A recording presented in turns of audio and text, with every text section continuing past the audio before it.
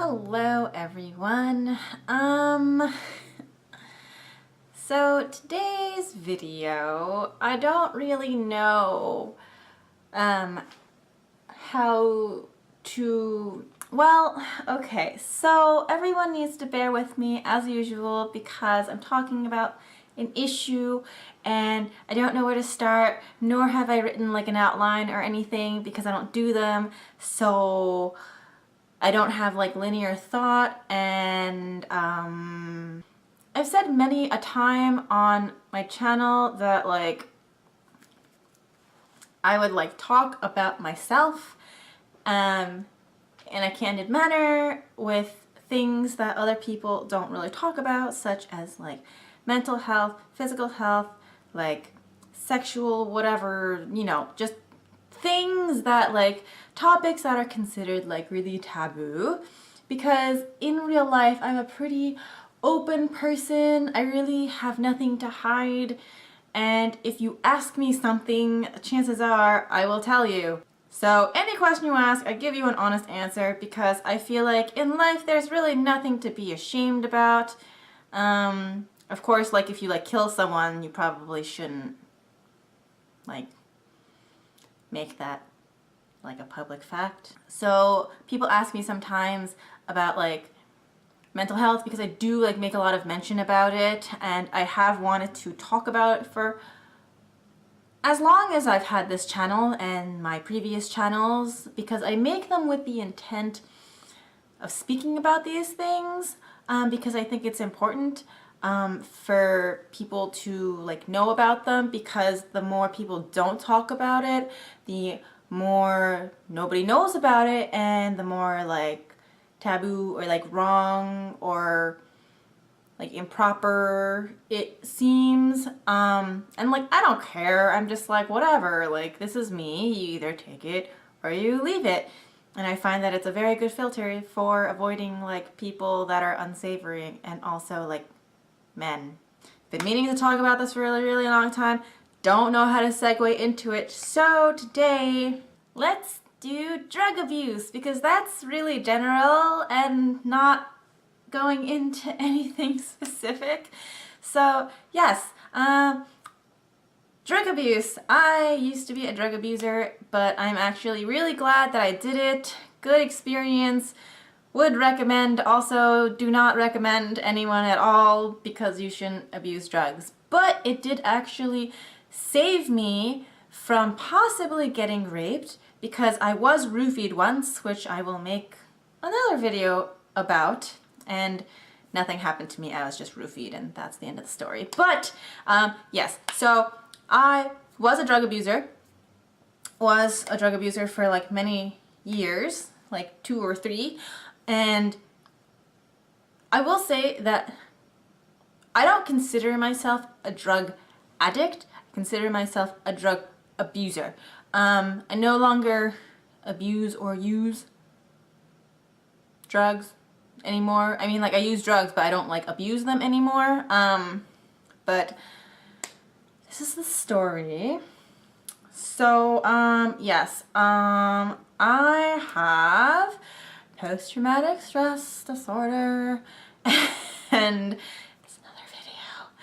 And, yes, so I have post-traumatic stress disorder. That's one of the many things that I have been diagnosed with, and it was caused by men, and also men in the medical field, and also like chronic, repeated, terrible experiences. So it's actually PTSD instead of just plain old PTSD. So yeah, in the beginning no one took me seriously because I am a woman and doctors suck, so everybody just brushed me off, and it just got like worse and worse and worse, and I was finally taken seriously after like 2 years of suffering, and I was put first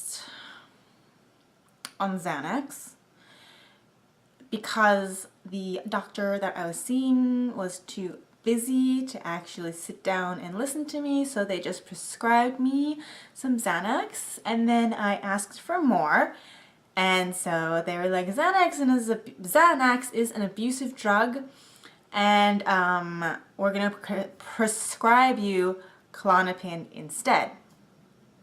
Fine. And then they prescribed me that, and I was like, you know what, Klonopin sucks, I want Xanax. And they were like, no, you can't have it, but we do see that this is a problem since you're coming back and demanding that we give you more drugs. So then they put me on another emergency medication, my first like antipsychotic, antidepressant. And I remember this woman telling me specifically, like, this is like an emergency drug. We do not want you on this for a long period of time because there's many side effects that are undesirable. Fine. Like, obviously I felt sick all the time because of the side effects. And then I also ate 2 bacon double egg and cheese sandwiches every day for like a month, and I gained a lot of weight. And then I was like, yeah, not gonna be on this anymore. And so that was the beginning. That was the start of this journey that I had. So they keep switching me on and off and on and off and on and off. None of them worked, and then on the side they were also being like, here, just in case you're having like a panic attack or whatever, here's also a side of either Xanax or Klonopin or Ativan.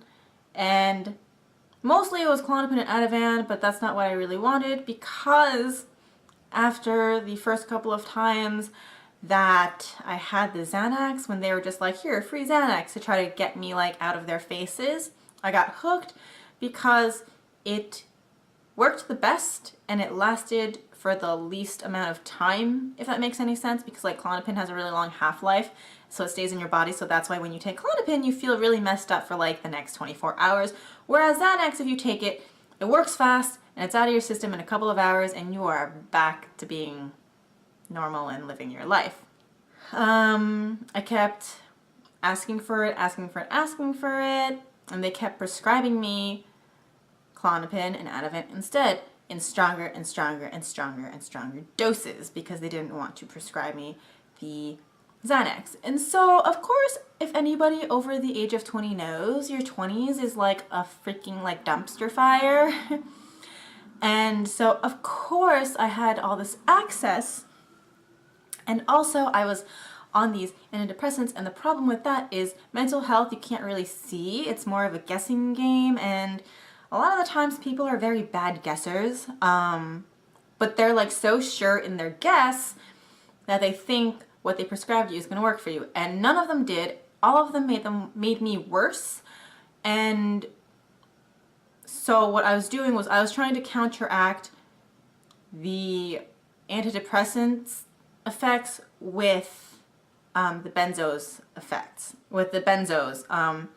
And so it got to the point where they were like, you know what, we can't really prescribe you this anymore because we can see that it's like dangerous. Because I would go into my appointments and I would be like, I need more, and they would be like, we can't give you any more because we just prescribed some to you. And I'm like, yeah, I took like this many of them. And they're like, what? Like, you could have died. And I'm like, whatever. And so it got to the point where I was like, you know what, if you don't prescribe them to me, I'm just gonna get these from like my local drug dealer.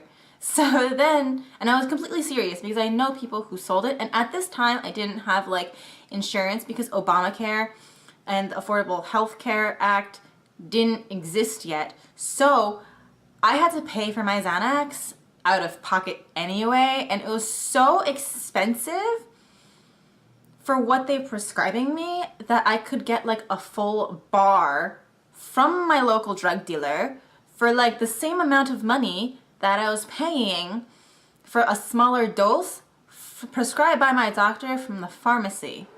Now, I was completely serious. I wasn't threatening them. I was just like, you know that you would rather me get these drugs from you than I go to the guy on the street and pay for bars. Because I will take them as bars, because you're supposed to break bars into like 4 pieces. So they were like, okay, fine. So they started prescribing me these things, and I just kept taking them. And as you take these drugs, you build up a tolerance, so you have to take more for them to be effective. Now, I was also going out a lot at this time because I ended up being in a relationship with someone who was part of New York City nightlife. That's where the roofie story comes in the future.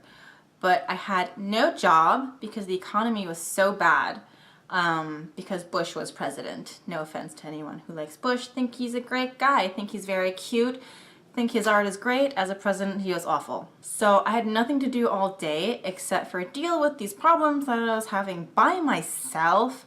No one gave a shit about me. I had no friends, and actually I learned that the friends that I did have were making my problems worse. And yeah, and I was getting like a handsome unemployment check every week.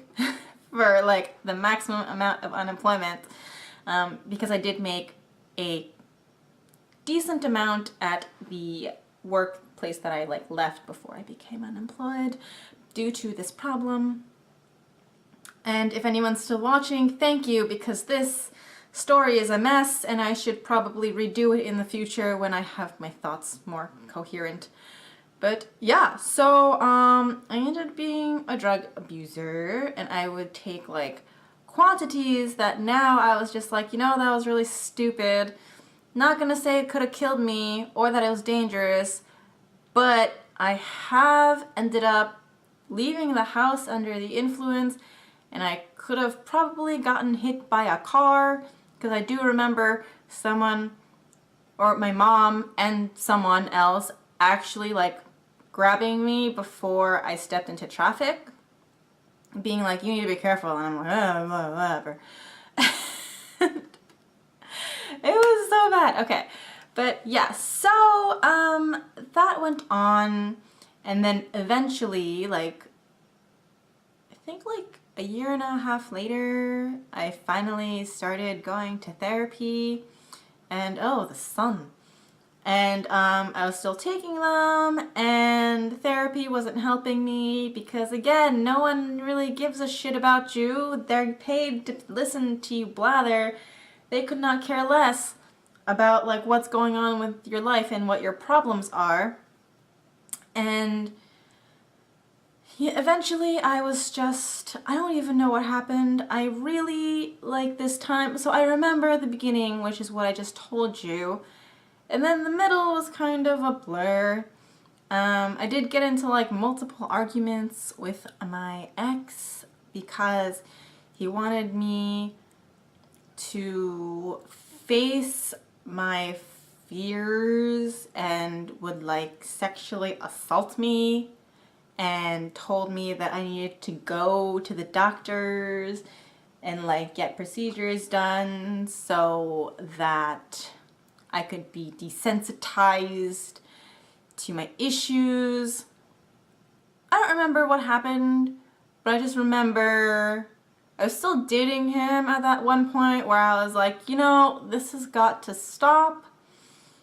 And so again, this is why I call myself a drug abuser and not an addict, because the day I was like, this has got to stop, I literally stopped taking everything. I stopped whatever like antidepressant, antipsychotic that I was taking.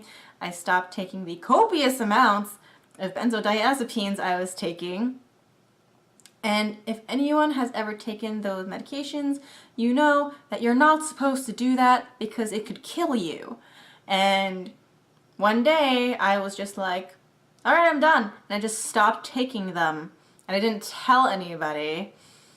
And I guess my boyfriend didn't really, at the time, didn't care about me enough to really notice that I did that. And that was that. It was awful. I felt like crap again.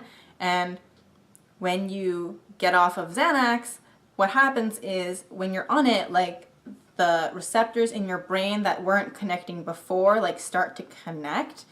But when you stop taking it, they start to like, they don't connect anymore. So then the electrical currents in your brain like misfire because they're trying to like get to each other, but instead they're being like, pew, like everywhere, trying to like connect, and it's not.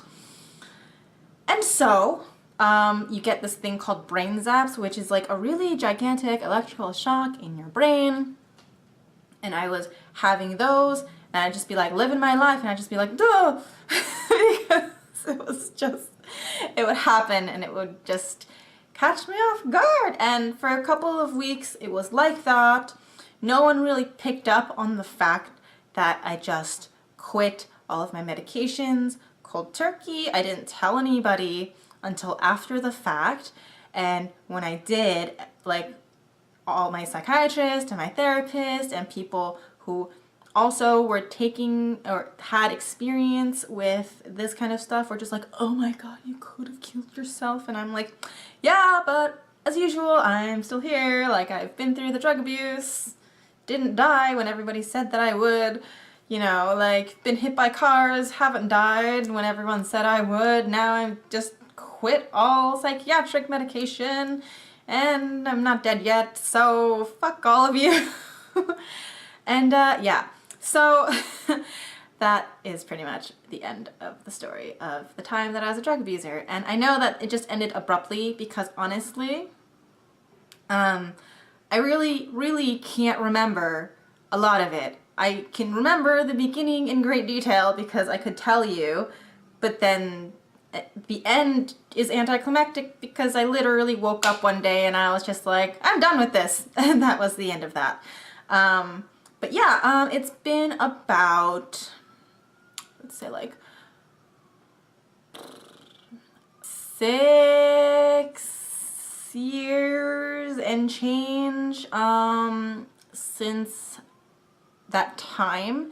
I will say that I still do have a gigantic backstock of Xanax, Klonopin, and Ativan, as well as other drug paraphernalia, as well as other antipsychotics and antidepressants. I have a gigantic like plastic jar full of all of my pill bottles that I do not want to throw away, even though my doctor has told me that I should flush them down the toilet. Like, what kind of doctor gives that advice? Like, you do not flush pills down the toilet.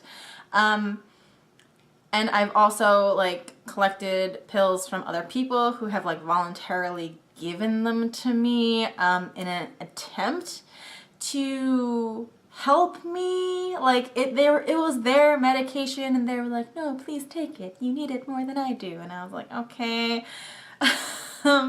Yeah, so I'm not saying that I don't use them anymore because they were prescribed to me. And I do actually still have a prescription for some of them because I never told my doctor to stop writing them for me. But I definitely don't use them anymore. I just have them because I just can't let it go. I feel like it was a big part of my life that ruined my life, that was not my fault. It was never my fault to begin with.